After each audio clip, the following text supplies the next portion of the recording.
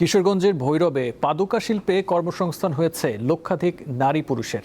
প্রায় ৫,০০০ কারখানায় প্রতিদিন তৈরি হচ্ছে হাজার হাজার জোড়া জুতা। এসব জুতা যাচ্ছে দেশের বিভিন্ন প্রান্তে। এছাড়া রপ্তানি হচ্ছে জাপান ও মধ্যপ্রাচ্য সহ বিভিন্ন দেশে। পদ্মা, মেঘনা, যমুনার মোহনায় গড়ে উঠেছে ভৈরব শিল্পনগরী। অঞ্চলটি দেশের অন্যতম পাদুকা উৎপাদন কেন্দ্রে পরিণত হয়েছে। দীর্ঘদিন ধরে এই এলাকার মানুষ ঘরোয়া পরিবেশে তৈরি করছেন মানসম্মত জুতা ও স্যান্ডেল। সময়ের সাথে যুক্ত হয়েছে আধুনিকতার ছোঁয়া, বেড়েছে উৎপাদন। বর্তমানে এই শিল্পে প্রায় ৫ লাখ মানুষের কর্মসংস্থান সৃষ্টি হয়েছে।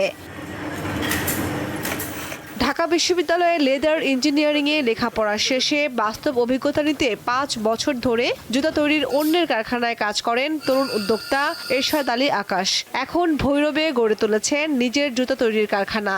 মাত্র ৫ জন শ্রমিক নিয়ে শুরু করলেও বর্তমানে ২৫০ জন কর্মী রয়েছে তার কারখানায়। প্র্যাকটিক্যাল যদি আপনি জানেন যে আসলে এই জুতাটা কিভাবে তৈরি হয়, কতজন লোক দরকার এবং এর মার্কেটটা কোথায় আছে, আপনি কোথায় সেলস করবেন, এটা র মেটেরিয়ালস কোথায় থেকে কিনবেন, যখন এই জ্ঞানগুলো আপনি অর্জন করবেন তখন আমার মনে হয় একজন উদ্যোক্তা প্রথমে ছোট করে শুরু করে ২,০০০ লোকের কর্মসংস্থান বা ৩,০০০ লোকের কর্মসংস্থান তৈরি করা একটা আমার স্বপ্ন।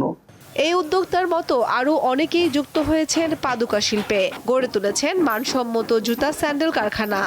আমি ৩৮ বছরের ব্যবসা করি। আমাদের দোকান ছিল অনেক বড়, বড় মাল বেশি বিক্রি করতাম, বেশি দামে সস্তা পাওয়া যায়, মানে রেটে আপনার সুবিধা পাওয়া যায়। ঢাকায় দেখা যায় যে পারচেস করতে ১ দিন ২ দিন সময় নেওয়া যায়, কিন্তু ভৈরব থেকে খুবই দ্রুত সময়ের মধ্যে মাল নিয়ে আসা যায়। এখানে মাল কিনে খুব ভালো টেকসই হয়, ঢাকার সাথে তুলনা করলে ঢাকা থেকে মাল ভালো হয়। ভৈরবের পাদুকা শিল্পের যাত্রা শুরু হয় ১৯৮৯ সালে।